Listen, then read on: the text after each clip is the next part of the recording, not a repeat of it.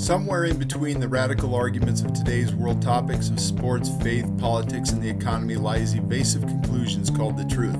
Somewhere in between has a mission of getting to the truth, that place where revelation lies and wisdom prevails.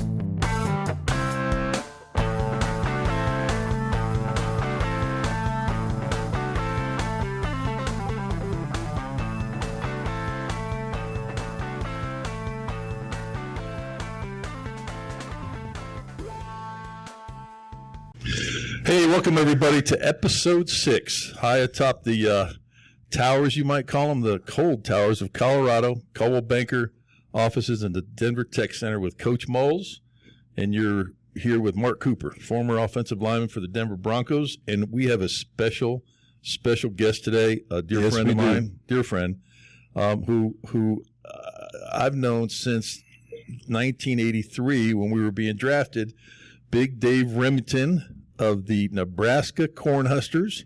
And welcome to the show, Dave. Hey, could you try saying Cornhuskers again? Dave, he didn't quite get the Cornhuskers part again. You said Cornhuskers. No, Cornhuskers. You just take the wax out of your ears. Nobody knows what a Cornhusker is. I guess they went to Huskers now. Back in my day, it was Cornhuskers. Yeah. They try to go modern on us, so we're Huskers now. Good point. I played at Colorado University, Dave, and we used to say Huck the Cornfuskers. That's so old. Okay, we'll go past that. Was funny. You laughed. It was good stuff. It was. That's good stuff. It was just marginal at best. Oh yeah. All right, go ahead. Anyway, Dave. So this I got to tell a quick story just because it's just a quick story, and then we're going to get into Dave's accolades because I'm not sure, Dave, and I know you're So we're going to be talking to one of the most modest guys, just nicest people you've ever met in your life, okay? And we're at the combines down, I don't remember which combine we're at, Dave, but we were at one of them, and Steve Mott and I and a bunch of linemen, I think Grimes, and a handful of us are all standing around, and we're like, Dave, hey, come run a 40, man, or let's do the bench press, or come get in line with us and do some of this stuff. And Dave just calmly looks over at me and goes, Coop, how much higher than one can you go? I don't think I said that. Oh, come on. I would probably do anything to get out of running a 40. No. That was a different era. You pretty much did everything they asked. Oh, there wasn't like, I'm going to hold off and not do this. Now, I might have been, my knee might have been screwed up a little bit, but that's probably why I didn't. If I didn't run the 40, it was probably that reason. Well, I figured you were going to pull a Dion, just come in there and run like a 4.2 and just walk off, and Well, look at the background of where Dave is. Okay, there's more trophies in there than I've ever. That's like a trophy room. A trophy like store. It's like a trophy store, right? No, Dave, and I got a trophy. Well, okay, here we go. Just one. Yeah, that's it. That's what if I was sitting in my office, there'd be one trophy. One, okay, all right. Well, let's talk about Dave. I mean, Dave, you played 7 years in the NFL. Came in an '83 draft, Bengals, right? And then that's where you met Boomer, right? Which we'll talk about a little later in the Boomer Esiason Foundation, and that's where we reconnected on actually. And so at Nebraska, I mean, you were a 2-time consensus All-American. You're the best lineman in the country, and you first team All-American 81, 82, UPI Big 8 Player of the Year, AP Big 8 Offensive Player of the Year. The only time in the Big 8 conference history that a lineman was so honored, right? College Football Hall of Fame. I would imagine. I had a great team around me. I mean, there's how it is. You get on a roll and people start recognizing you. I was shocked, when they said I was a Big 8 Athlete of the Year, offense or whatever it was. Yeah. But you were the mainstay of that offensive line. I remember watching you guys, and it was amazing how you guys moved people off the line of scrimmage. Inducted into the College Football Hall of Fame in '97. Selected the Nebraska University All-Century football team. Won the Outland Trophy, right? That's the nation's top interior offensive or defensive lineman in 81 and 82. So back-to-back years, and that's never been done. First round of the NFL draft. Then the Remington Trophy. Tell people about the Remington Trophy, because I think a lot of people, once the football season's over, they don't realize that, like yourself, Ted Hendricks, Bolitnikoff, there's trophies that are given out to the person that exemplifies that position, and you do it in D1 and D2. Do you go to D3? We can do all across all divisions of college football. We started off with D1. What it is for the best center in college football, and that was started about 20 years ago, I guess, and it's been pretty successful. I think we raised money for cystic fibrosis. I think we raised probably $4.5 million. Dave, let's talk a little bit about the Remington Award, because a lot of folks don't know that once the season's over, a lot of awards are put upon guys that are the best in that position. For instance, the Bolitnikoff Award, Ted Hendricks has an award. You have an award, the Dave Remington Award, which is for the best center in college football. So tell us a little bit about the history on that. Well, we started about 20 years ago, and like you said, it's for the best center in college football. We have it from Division I all the way across through all divisions of college football, so all the way down to NAIA. And what we do in each January, we hold a presentation in Lincoln, Nebraska. Now, I don't know if we're going to be able to do it this year. It doesn't look good that we're probably not going to be able to put that event together because of COVID. But what we try to do is bring all the guys in and just try to shine the spotlight on the center position, which is usually, not too many people know too much about centers, and also cystic fibrosis. Over the years, this award has raised about $4.5 million for the fight against cystic fibrosis and the Boomer Esiason Foundation. So it's been pretty nice, and it's gained some traction. It's hard to get something like that started, but we did, and it's gone pretty well. We're also on the ESPN football awards each year, so it's been a lot of fun. It's good for the centers, and it's good for the foundation, and good against the fight against cystic fibrosis. So it's been a pretty cool thing. And a lot of people don't know, but since you retired, you actually run the Boomer Esiason Foundation, and you want to maybe just talk a little bit about that? I've been the president of the Boomer Esiason Foundation for about 27 years. I'm about ready. I'm probably going to retire in a year or so, maybe earlier. But it's been a lot of fun. Boomer has had a child, has a child, Gunner, who's not a child anymore. He's about 26, right? And he's off at Dartmouth getting his MBA. So nice! Wow, that's amazing. Yeah, I mean, when we first started, the life expectancy of a person with cystic fibrosis was about 19, 20 years old, and we've seen that increase to about 40, 44.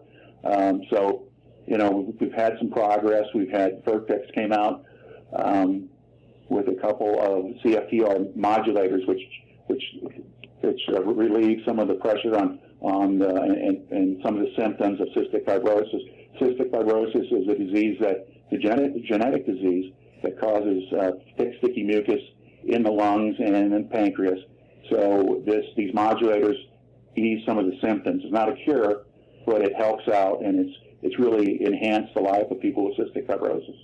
So why don't you, Dave, go ahead and give a little plug on how somebody can get involved with the Boomer Esiason. If you can go to Esiason, it's ESIASON.org, Esiason.org, and if you would like to get on our mailing list and make a donation, whatever you'd like to do, there's a lot of information there, and we usually have an event a month in normal times. That's been curtailed because of COVID, but we've been at it for a long time, and we've seen some progress, and we really like to get all the help we can get to beat this disease. Well, I'm going to go ahead and put. When I edit this, I'll put a flag up while you're talking with the information. Is there a phone number or anything? Just the website. Go to the website. I would say the website would be the best way to. All right. Yeah, that's how Dave and I reconnected. I showed up at a Redbone event, which is a cystic fibrosis foundation out of the Florida Keys, and all of a sudden I run into Dave, and I'm like, "Wow, what a crazy place to meet, right? And he tells me he's running the Boomer Esiason Foundation, and we reconnect and chat. And then Dave does events all over the place, and he was doing some events in Costa Rica. So I went down to a couple of his events and emceed a few, and we had a lot of fun. And Wade Boggs and a lot of other athletes and Nebraska folks, and you name it. We had a lot of fun doing those tournaments. We've got a lot of help from Mark to help us out with the raise money for cystic fibrosis. There's the event, the Red Bone event. That's probably the premier fishing event for cystic fibrosis out there. And that's like Mark said, that's where I met Mark again now since our football days. And so it's been a lot of fun. And Mark's a great fisherman, a great outdoorsman. I kind of just hold a fishing rod and really don't know what the heck I'm doing, but Mark's the real deal when it comes to fishing. Well, at least you can call it a fishing pole. My son's a fly fishing guide, and he calls every time I say, "So I got to grab my fishing pole." Flinches. What is wrong with you? Well, he's a fly guy. That's why he's a fly guy. He's a fly guy. Yeah. So anyway, and Mark's had his tournament each September up by Aspen up there, and I had the opportunity to go to I think one or two times. Beautiful area. Great time up there, and if anybody's listening and you got an opportunity to go fishing with Mark, you should do that, because the guy knows what he's doing, and he loves this fishing stuff. So you bet, yeah, and it's a great outdoor event. And we're still holding on 17 years, right? We've had the COVID year, we've had 3 years of fires, or we'd be 21, 22 years into this thing. And, you just have events that, come up and pop up and disrupt the event. But I tell you what, it's fun because it's kind of now, on cruise control.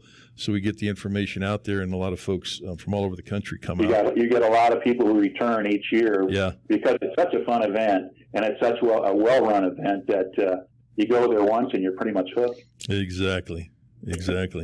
But Dave, tell us a little bit about your. I mean, we've talked about the NFL, we've talked about Nebraska. Take us back to like high school and what got you. What got you into football? What motivated you into football? You got into the weight room, and you're one of the biggest, strongest guys I've ever met.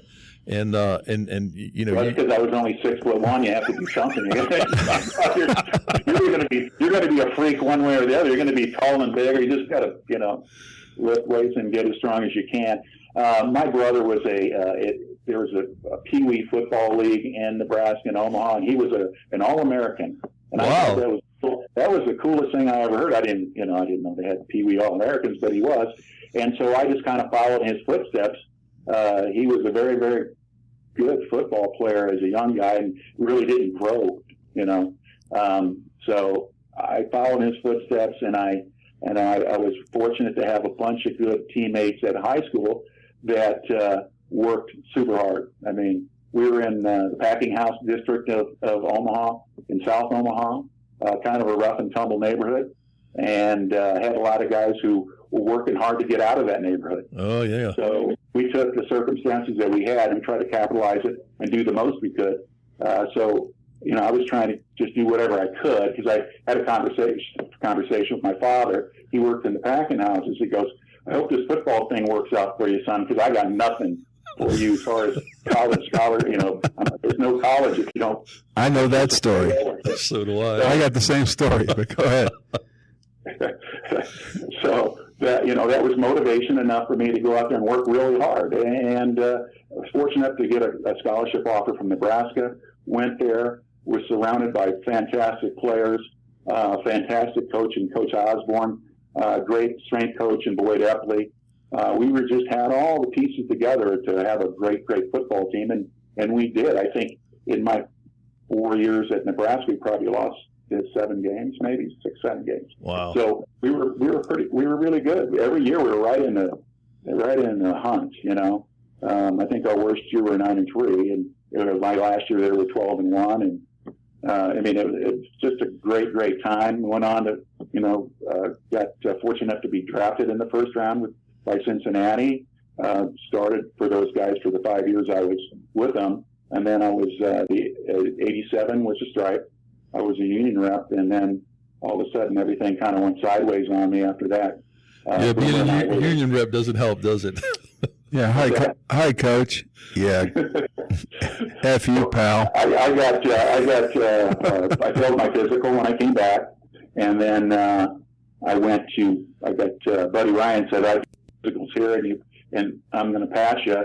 So I went to Philadelphia and was on that team for a couple of years, and I went on to grad school at Wisconsin, coached there, and we were able to go from 1-10 to 10-1. Wow! And then my last year when I was getting my master's degree there, went back to Hong Kong with my wife. She was over there working, and then came back. And Boomer asked me, his son was diagnosed. He asked me if I'd help him out, and so I came back and helped him out with the foundation. And I've been here ever since. Well, you also took a stint of a temporary athletic director at Nebraska while they were trying to find a new one here recently, right? Yeah, I was there just kind of, it was kind of after 3 games or something, they fired the athletic director at Nebraska, and they'd asked me if I'd come in and just kind of stabilize everything. There wasn't a lot of decisions being made, I can tell you that. There was just more of making sure that everybody felt comfortable with the direction of the program. And I did the best I could while I was there just to keep the water still. So young guys look at the University of Nebraska right now, and they don't remember the days of the Big Eight. I played in the Big Eight at CU, and my sophomore year, I think it was, Colorado, Nebraska, and Oklahoma finished 1, 2, 3 in the national polls. My sophomore year at Colorado, and we always kind of considered Oklahoma and Nebraska like rivalries. And I think the worst thing that ever happened to the Big Eight is that Colorado went to the Pac-12 and put on pastel uniforms, and then Nebraska went to the Big Ten. And these guys don't really understand that. Do you remember those rivalries? I think it was still alive in the 80s. I graduated in 1979, so I'm a little older than you guys and much better looking. But you were there with the Brock brothers? Oh yeah, Stan Brock, yeah. Stan was a good friend of mine. Those guys I looked up to because they're great centers and great offensive linemen. So I remember those days. Yeah, we had some battles with Oklahoma, primarily, back in my day. It wasn't, we had probably about, each year, probably about 4 teams that could, if you didn't come in at your best, they could beat you. But we had some teams that it was, we had some soft teams also. It was a day off with Kansas. Is that? It was, they could come at you, but it was tough for them because we had so much going for us back then. We had momentum as players wanted to come to Nebraska. And it takes a while to get, the team to get that type of momentum. It's kind of like when I was growing up, Clemson wasn't that good. No. Now, Good point. They've gotten so much momentum. You look at what their demographics are and everything else. They're in the middle of nowhere. How about Boise State? I didn't even know where Boise was. Yeah. Yeah, they've got it going on. They got people believing, and they got momentum, and they got players from all over the country that want to go because of what Dabo Swinney has done at Clemson. So it takes a while, but you get the momentum and you get the players. You start getting a track record. That's where these great teams like we see now are coming from. So I'll tell you, I went to Nebraska. When we played in Nebraska, we had a linebacker named Tom Perry. This is before you, I think, even started at Nebraska, but Tom had an aneurysm on the sideline at Nebraska. And I just remember going to the stadium, and it was like one of the biggest moments of my life was to go play Nebraska at Nebraska. And I didn't play much in that game, but I just remember the fierce rivalry and the respect that I had for Nebraska as a football program. Vince Ferragamo was the quarterback then, and they were ranked in the top 3 in the nation, and Oklahoma and the whole deal. And it wasn't a real good year for us when I went there, but especially after we lost Tom, because he was projected to be like one of the first 5 guys drafted. But after I went to the all the different teams that I played for in the NFL, I used to watch Nebraska and I used to watch you. And I was kind of fascinated with you, and you probably didn't realize you had a fan back in those days. But I watched you play, and it was amazing to me to watch you play, Dave. And you're a real humble guy, and but there's some kids out there and some parents out there that need to hear the real blood and guts of what it takes to play. To play at a Nebraska, to play at a Colorado. In those days, it was pretty rough football. It was a lot rougher then than it is now, for sure. But maybe you can share something, Dave, about the grind that you went through, what you think kids should know about, every kid I meet that I train thinks he's going Division I, right? It's like, Coach, can you make me as good as Calais Campbell? No. Why do you say that so fast, Well, first of all, he's 6'8.5", weighs 310 pounds, Right. and he can put his elbows on the rim. This is a different kind of human being. But other than just being born special, what did it take you at 6'1", which is not a bad thing for a center because you can get up underneath people easier. Mark said he played real low. Sounds like you played real low whether you wanted to or not.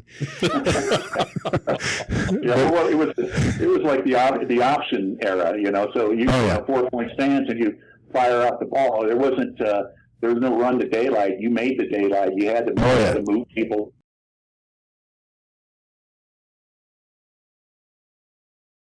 We're taking a little break from our podcast, and this is Coach Mulls.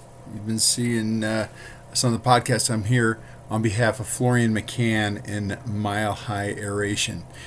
In just a couple seconds here, in this promo for Mile High Aeration, you'll be able to take down the phone number and the website where you can go set up your next appointment with Florian and his fine group over at Mile High Aeration.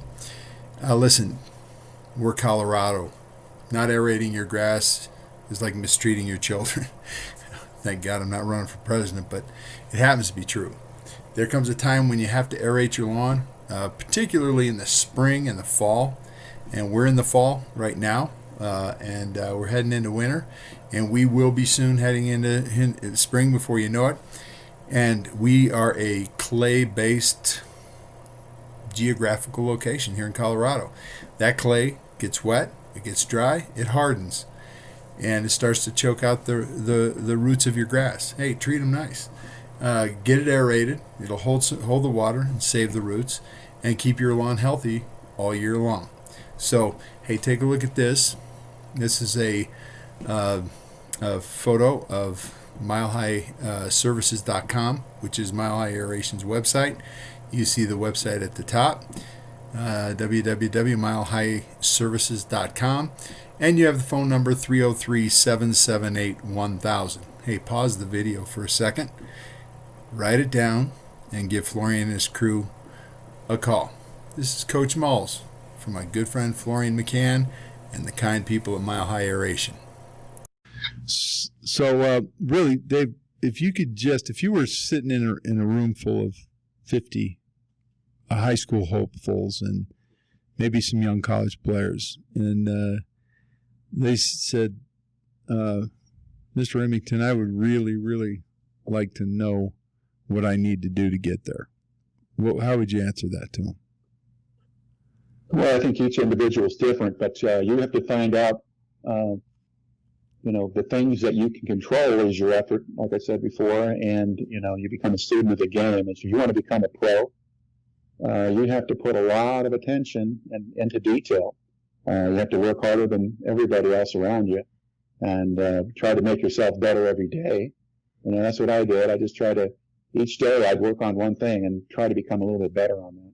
It could be snapping for shotgun. It could be field goal snapping, things like that.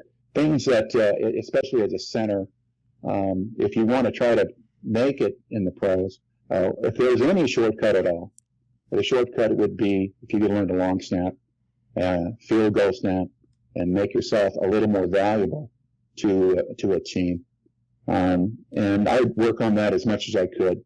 But my meat and potatoes was getting the weight room and work. I was 6'1", and I was competing against people who were 6'5", 6'6", just large human beings. And I wanted to make sure the thing I can control is try to become as strong as I could.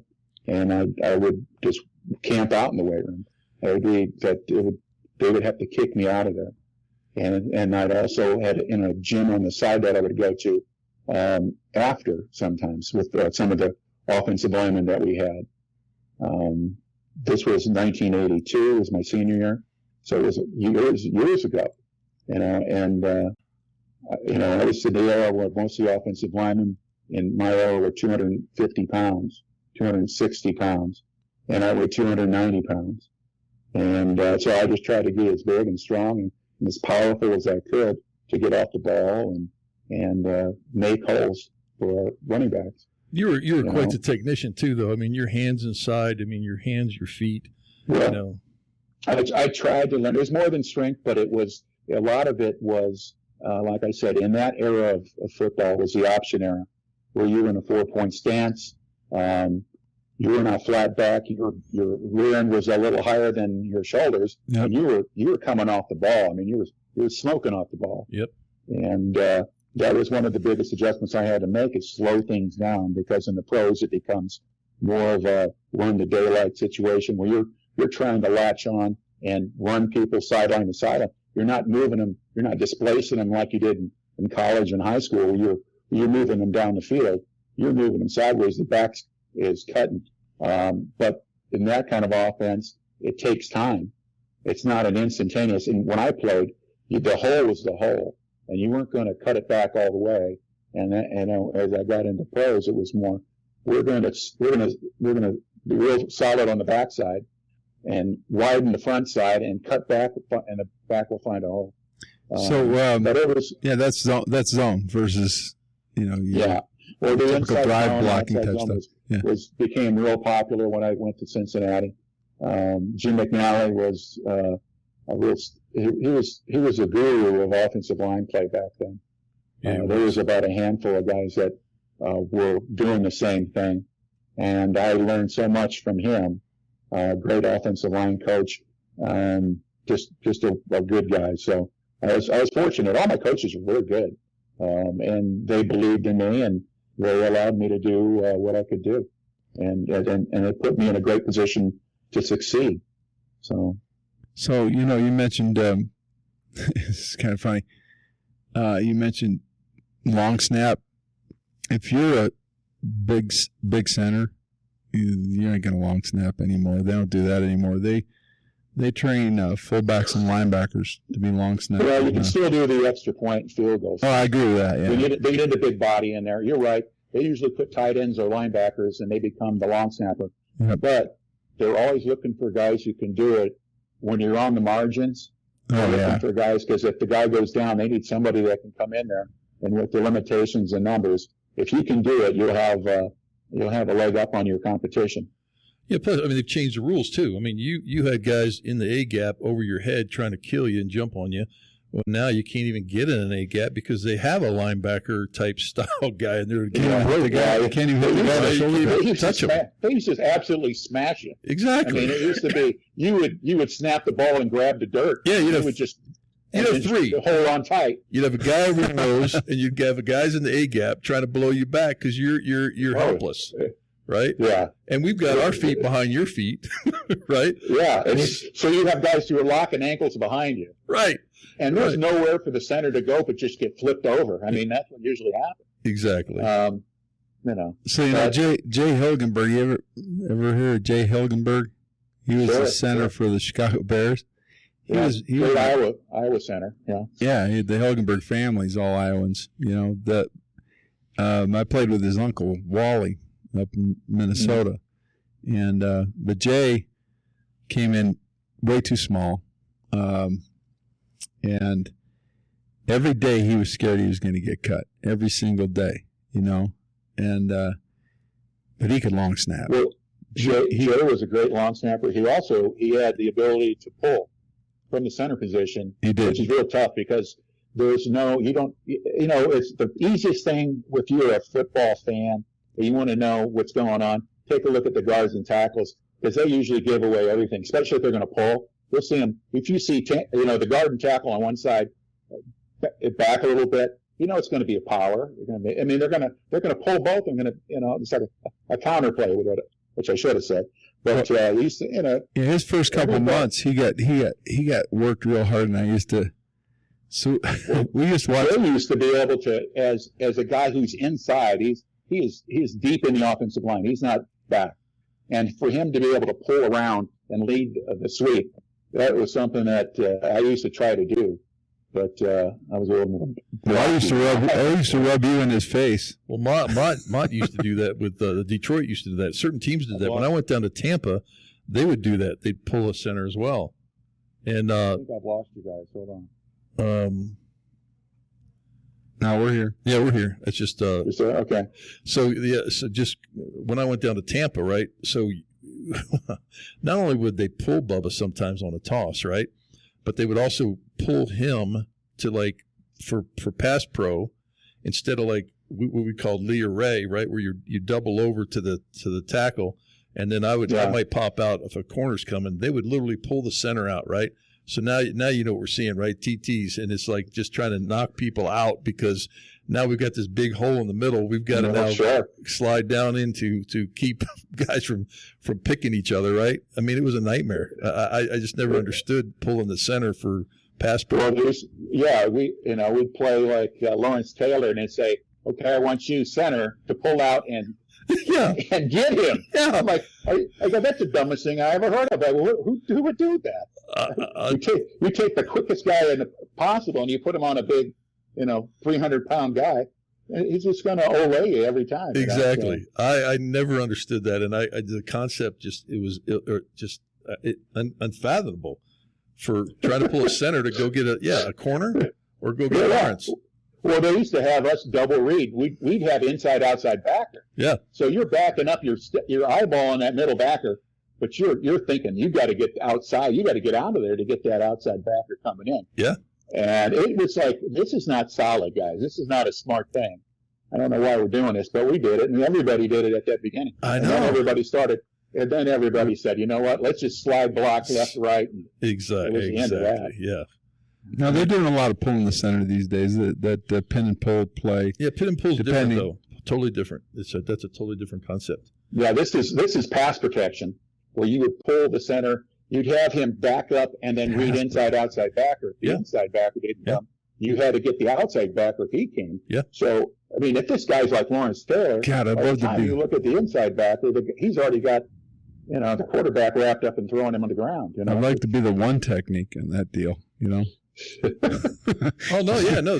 Now put your guard. Now you get guards in horrible positions, right? Right. For the TT inside. That's right. I mean, talk about brain damage and just bad bodies, right? I mean, it was just it was a. I would ask the coaches. I go, why are we doing this? She goes, well, we'll have one guy take two guys, and if both guys come, we got a hot read. We're trying to get more guys out in the routes. Right. They want a back in the flat and all. I'm like, in the meantime, your quarterback's going to get his gallbladder removed out there, but just smashing him. I think it's awesome. You could say to your coaches, "Why are we doing this?" If I asked them that question, they'd say, "We aren't. You're not here anymore." Yeah, Tampa, my coach didn't know why we were doing it. He was just told. It was challenging. It was fun. The whole thing was fun, but it was like, come on, you're not playing to the strengths here. We're just out there running around. Yeah. So, Dave, how are you connected with? Are you still connected with the game at all these days? Are you doing anything? Well, I don't watch pro football as much as I probably should. I try to stay with the Husker stuff and watch the Nebraska team and cheer them on. I don't get into the X's and O's with I don't talk to Scott Frost and say you should do this or do that. Right. I figure that the guy's being paid $5 million a year. The last thing he needs some ex-offensive lineman telling him what we should do, because they know what we should do. I just tell them, let's run the ball every play and forget about this passing stuff. But yeah, I love it. That's a little boring, So we're not going to do that. Did you see the Ohio State-Nebraska game last Saturday? Yeah, they played tough the first half, and then the inevitable happened where they just don't have the horses on some of the. They don't have the depth. They have guys who can play, but they need to get more people that can compete. And Ohio State, to be honest, they're one of the elite as far as recruiting, and they've got some great players there. So I'll tell you, one thing about Nebraska is that stadium is just like a professional event center. I mean, it was an amazing. I went out and met Dave at the Nebraska-Miami game a number of years back, and I was absolutely mind-boggled because how nice everybody was. I'm wearing a Miami shirt, right? I think I'm going to just get blistered, but the people were the nicest people in the world.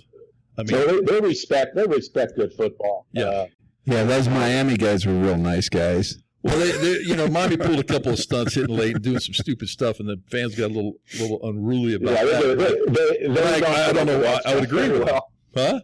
Huh? They don't put up with dirty play here. I mean, they'll get on teams, but typically they give everybody the benefit of the doubt. And they come in, they try to. If a team has played well, they'll give them a standing O as they walk out back to the locker room after the game and things. So, they're a classy bunch of people. And I attribute that because there's no alcohol in the stadium. So they don't sell alcohol yet. Good point. They haven't totally sold out yet. So we'll see how long that lasts. Yeah, but what a beautiful venue. Sitting out there in the middle of Nebraska and the cornfields and the hay and the cows and just. Well, there's people just love to go out there and watch the football and tailgate, and it's just it's an event every and a lot of guys just go to the tailgate, don't even go to the football game anymore. Right. So are you still in the Omaha area? Are you still living there? No, I'm in New York City area. I'm in Long Island right now. That's where our offices are. I've been here, like I said, for 27 years. So okay. I haven't been back to Nebraska since I left in '82. Hey, Dave, also talk about. I mean, you are probably, and no one, not very many people know this, but you're an incredibly accomplished photographer. Talk about that. That's kind of like a passion of yours on the side, right? As you near retirement, you got to come up with some kind of hobbies to get yourself off the couch. So I like sleeping. Interested in photography, and I've had a chance to travel quite a few places, and with the travel and the photography has been a good combination for an old guy. So I enjoy it. I haven't done much of it this past year. Right. But I'll probably get back in it when I fully retire. Because I'm trying just, with the COVID thing and running a charity, all hands are on deck now. We gotta get through this until we get some events because everything has pretty much been shut down. So we're in the survival mode, and hopefully, things will get better and we can get back to raising money for cystic fibrosis. Yeah, you bet. So tell us a little bit about your family, Dave. Well, I've been married for 39 years to one of the greatest people in the world, my wife Lisa, and I've got 4 children. I got 2 triplets who are 15 years old, 2 boys and a girl. Wow. Yeah, and I've got an 11-year-old too. So it's a lot of fun, but it's a lot of work. I mean, I got 3 kids going through college at the same time in about 4 years. So that may curtail some of that traveling. all my retirement money's going to the college fund. Right. You may not be retired. I don't have the excuse my father did. It's like my wife was giving me the eye. Like, you better have the money for these kids. Get them through college. So it's been a blast. Enjoying it. I have some really good kids, like everybody. Everybody thinks the kids are great, but I have some really good kids. They keep me on my toes. So do you tell us what you think about the contrast between football when you played it in college and in the NFL, and I think the big thing was just the viciousness of hitting and things. It was just full on. You're going to play. You're going to get hit. You expected it. There's no excuses. There's the things that they throw flags on now. It was celebrated. I mean, when they targeted somebody, they would go and they all high five each other. And it was just a whole different era. It was the wild, wild west. And a good thing now that it's safer for the kids. So it's a tough guy sport still. but it was really like John Wayne tough when I was growing up, because there was you just did whatever you had to do. You know, as an offensive lineman, the era of Conrad Dober, you had leg whipping, you had everything was pretty much, they never called it, so everybody did it. You know, it's funny to talk about leg whipping, right? Because I used to wear those little tiny little soccer things on my back of my calf so I could leg whip guys and not blow a calf, right? Or have a big bruise on my calf. I mean, there's nothing would make a defensive lineman more upset than if you leg whipped him. Yeah, we called that cheating. Yeah, if they didn't throw a flag, it wasn't cheating. That was that era. Thank you. Where, they'd gouge your eyes in a pile up. I mean, it was just nuts. I mean, especially in the higher, the caliber of players, the crazier it got. Oh yeah. They just paid you enough to keep you hungry. I mean, there was no $2 million a year. Right. It was like you're going to make $100,000, and you're loving it. You think we worked during the off season. Still, it wasn't like it is now.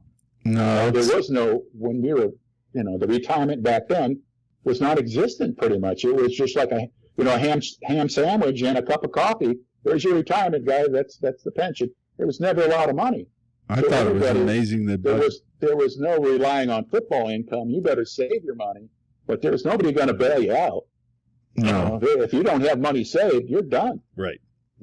So you played against Gary Dunn. I mean, we've had these conversations where he's like, I love Gary Dunn. Yeah. But he got so mad at me one time. He was coming off a knee surgery or injury, and we had a wide play and like a sweep play to the right, and I came down and I just tried to dive because he was in a gap over here, and I'm just trying to get in front of him, trying to cut him off, and so I fell on his ankle, and he just looked at me, and I was like, I felt horrible for it because he was injured, he was done for the day, but he never let me forget that, Especially the more we'd go out and we'd have a few beers together, he would get upset. The bigger the story, right?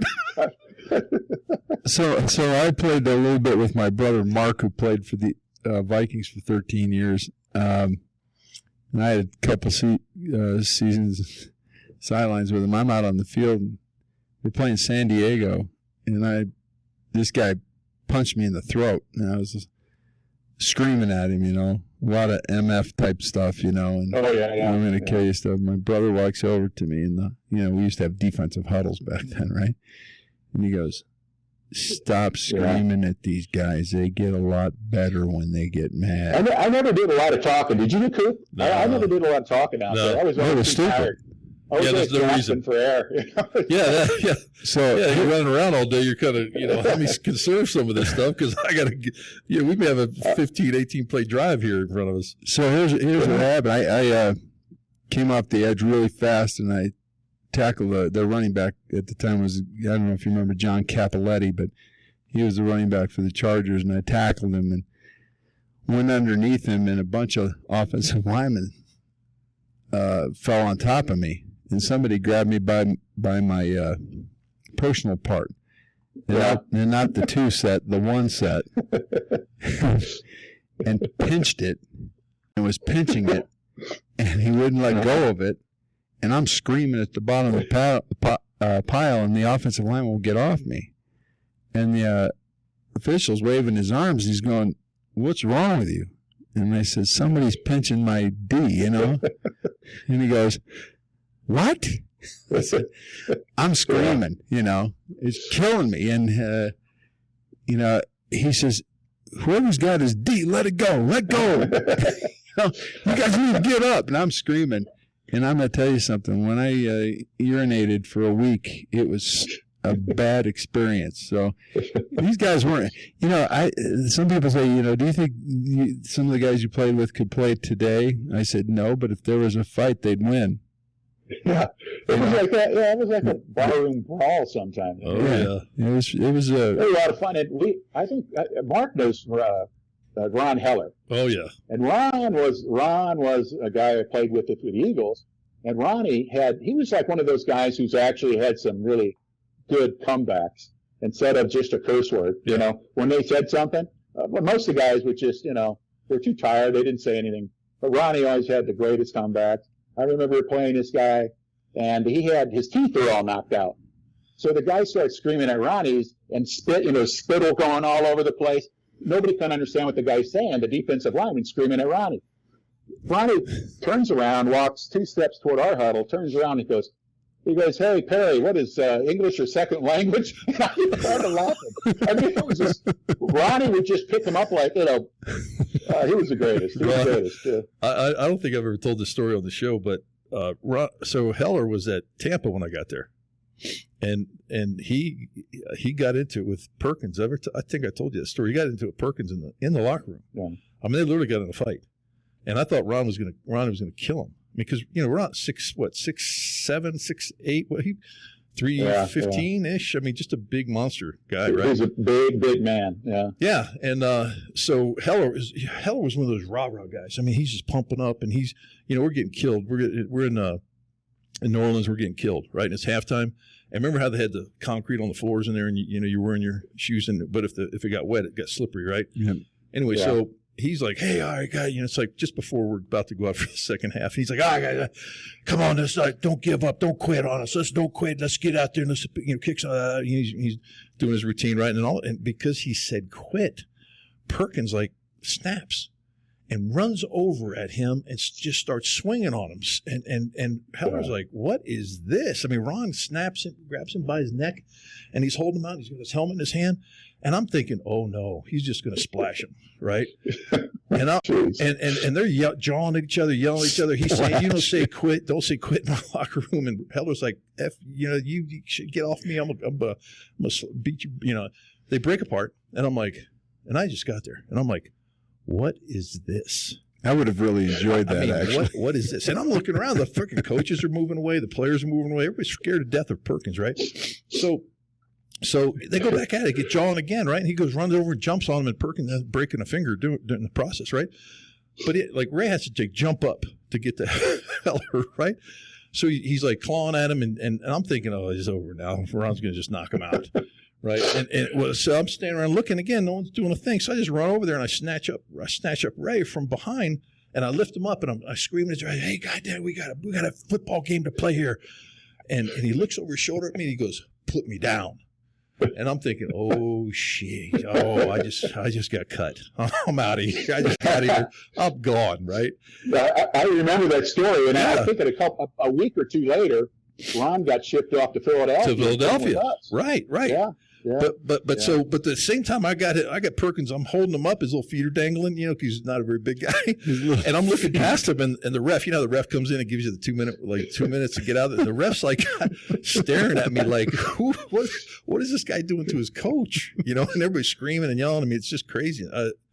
Anyway, that's my Ron Heller story, and I love that guy. Well, he's the best. I'm not kidding you. If you were coaching in high school right now, right? And you were in a private meeting with your team, right? And you told that story, there'd be a good chance that it would get to a mother and you would be fired. Yeah. For telling that story. Just telling the story. Yeah. And let alone have that kind of thing happen. I have kids that, I had kids at this high school. A kid comes up to me and goes, "Hey, Coach, I took a test today." And he says, "You're a Christian man." I said, "Yeah." He says, "The question was, how many genders are there? How would you answer that question?" And I would say, 2. A man and a woman. He'd say, "Coach, the minimum that you could give on the test and get a C grade or above was 8. And I was like, man, I'm so far out of touch with this stuff. I'm afraid sometimes to walk on a football field with high school kids on it now because of something that might come out of my mouth just innocently, that. Hey, Mark, I think we should behave a little bit better here with our language. No, I think we're allowed on that. No, that's why you're here, Dave. That's right. Okay. These kids need this stuff. I mean, that's why we're doing this podcast, and we're not standing in a locker room somewhere, standing in an auditorium somewhere. These kids, these boys that I coach, crave this stuff. They crave the masculinity. They crave the hard-nosed stuff. Well, what's interesting, I think, for young players too, Dave, and correct me if I'm wrong, but it's a little bit of a lonely game because you in high school became an elite high school player, and then in college became an elite college player. And there's players around you that they're just there. They know they're done when college is over. They don't have any aspirations. They're not going to work as hard. They aren't going to do the things that you might do or I might do extra to perpetuate ourselves or get a little bit better every day, et cetera. So it kind of becomes a lonely sport in that you don't have a lot of peers. And so I've had this conversation with a number of guys because they look around them and there's no one there that will. Their friends are their friends, but their friends aren't their peers. Their friends don't want to work out as hard as they do. They don't want to go do the extra running. They don't want to go over to the stadium and do the extra stairs, with a weighted vest on that night or those types of things. So I think it becomes a lonely sport for some guys, and I think some guys struggle with that loneliness too, in that they don't have a lot of peers or their perceived friends aren't necessarily their friends. Or they're a different type of friend. Does that make sense? Yeah. Well, what I try to do is get guys who had similar interests on the team, that offensive lineman that you could corral as you're a leader of the team. You got to be responsible for getting these guys motivated too. And and I think the success of the team, you start getting some success, and everybody buys in and says, okay, we see what's going on here. But it always starts with a couple guys. The first guy is the first guy, but the second guy, you get another guy in there, that becomes the most important vote. Because once you get the second guy to buy in, and then you get a bunch of guys. I remember we had a group of about 3 or 4 guys. We went to a movie, and we didn't get our run in when I was in high school. So we drove back to the high school, and it's midnight. We jumped the fence. I don't know, but we jumped the fence. And we run because we had a 1.5 mile run that we had to get ready for, and we didn't want to miss it. And so, before, when you don't have any options, you play as hard as you can to do whatever you can to make it. Well, we had everybody, the four guys that went, to the movie. We all jumped the fence and ran our 1.5 miles to get that stuff in. And I knew right then we were going to have a pretty good team just because we had. The guys in the offensive line, we stuck together and we did what we had to do, and we worked extra. And once you get that and people start seeing you have success, you have to be a good player. I mean, if you're not a good player, you're not going to buy into that easy. But, you get a couple guys and you start doing extra work, and pretty soon you got the whole team thinking that, hey, I don't want to let these guys down. I'm going to do more work. And pretty soon you got the whole team is turned around, and you start winning games that in previous years you didn't. Yeah. That's a best head coach I ever worked with was a guy named Larry Allen, who coached here in Colorado. Larry went to the state championship game 18 times in his 32-year career, and he was mentoring me in my first coaching job in Colorado. And he said, so I got the head coaching job at Denver South here in Colorado, and I said, Coach, what, you've had these great teams. What's the secret? He says, listen, there's a study that was done, and I don't know if this is true or not, but he said where they had monkeys, and they were infant monkeys, and they didn't really know much about food or anything else, so they threw bananas in the cage, and they didn't know how to peel the bananas or anything else, and so they would shove them in places that you can't think about. And there's one monkey that peels the banana, and the rest of the monkeys see this monkey eat the banana. So then at first they want to grab the banana after he peels it, if they're tougher.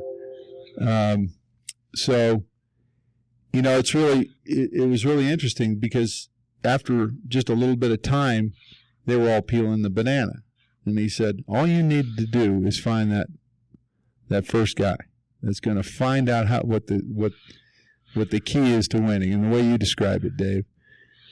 And that once you get the one guy, and it starts spreading, it takes a little bit of time. That's why I think, in the NFL, when they let go of these coaches, I mean, they're already talking about firing Kevin McCarthy. He's in his 5th game, right? How can you get players to do that? So I really appreciate that story, Dave. So some other things that maybe you could leave us with here, Dave. You've been with us a long time on the call, and I certainly appreciate it. How about some parting wisdom for a coach, some coaches that are out there that are working with these kids? Well, that's difficult, but I would say that as a coach, you show the player that you care about him, and not just say the words, but you show him. These kids will run through walls. That's about the consistent thing that I can say about coaching. The great coaches that I knew were tough on players, but the players knew that they had their best interests at heart. And when they did well, they would find a way, maybe not publicly, they would find a way to let the player know, hey, you did well, son. And it just motivates the player, So that's about I wish I had more for you on the coaching front. I loved coaching when I did it. There's nothing like it to see that light go off on a young man. You can see that he's getting it, and he starts picking up stuff that you try to tell him over the year. And, you get one guy do it, and pretty soon you got the whole team buying into the thing. But it's a very, very important job, coaching. They do more. They become a lot probably more important now than when I was a kid. Because the kids, the parents of the two income families, with you got mom and dad both working. Back when I was growing up, it wasn't as prevalent. But now you have that, and the coaches become mentors and parents on the side to a family. I mean, the parents really entrust you with their kids, and there's a lot of regulations and stuff that when I was playing, that you have to be really careful, is what I'm trying to say. As a coach, there's a lot of things that can sidetrack you as a coach that wasn't around when I was growing up. Well, Dave, I hope you get a chance to get back to Colorado sometime. I'd like to meet you. You're a fascinating guy. I watched you a lot. And I admired everything you did. Maybe I can come back to that fly fishing. Yeah, come on out. Bring Coach out there. Yeah, when I do that with Coop, he says, Maroon bells, I'll take pictures again like I did last time. Oh, man, I still got a lot of your pictures. You took some incredible stuff. I really appreciate it, guys. Thank you so much for inviting me. Thanks, Dave. It's good to see you. Dave, always. Thanks for all the war stories, and hopefully I'll see you guys soon. You bet. Great to have you. Thanks a lot. Thank you, guys. Thanks, Take Dave. care. God bless. Hey, guys, give us a buzz if you need any help with your real estate needs. That is one thing we do as a full-time job. This we have a lot of fun with, and we hope you're enjoying, these episodes with different players. And we're going to bring a multitude of different players to you that I've met and Mulls has met over the years that are Hall of Famers and or just great guys, Legends of the game, you name it. And but outside of that, the Denver market's doing great. I mean, there's very little inventory, so a lot of you first-time home buyers, I know it's tough on you. The market is just as low in inventory as we've seen in over 30 years. So be patient. Mulls and I've been doing this for 28 years. Mulls is a little newer at this, but has been a businessman his whole life. So you can give Mulls a call at 720-722-1559 and me 303-843-1545. You can find me all over the web. Just all you got to do is Google Mark Cooper Realtor or real estate. You can do the same with Mulls, Coach Mulls or Ryan Maloney, and you'll see, you see our websites. You'll see our, on LinkedIn, Google Business, you name it. We were out there, so we're all over the web from that standpoint. So both got, you got websites. Caldwell Banker does such a great job. That's why I've been with them for so long, because the tools we have here for getting your home sold are bar none the best, and or I wouldn't be here. And Mulls has got the same tools on his side of town, and we both work all over town. So Yeah, Coop's in the Denver Tech Center, and I'm in a sister office out in Jefferson County in Lakewood at Coldwell Banker Denver West. My family's got 60 years of experience in real estate in Colorado, so been here my whole life, born and raised in Park Hill, and it's a great place to live. I don't know. I live up in Evergreen. I live up with the mountain lions, man. 9,000 feet up in the snow. up in the snow. The Miami boy, he doesn't like it up there. He lives out east. Too cold up there for me. So if you're a Flatlander, call him. If you're a mountain person, call me. That's the way that works. All right, we'll give a couple numbers. We'll put them up on the screen here as we finish the show. Thanks for joining us with Somewhere in Between with Coach Mulls and The Coop. All right, let's take it up. Thank you.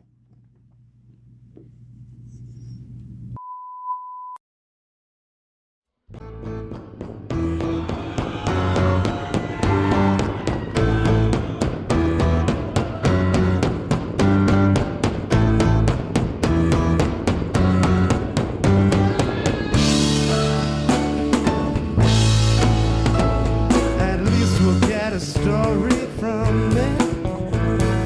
Let's go find a nice place to sit, where we can spit and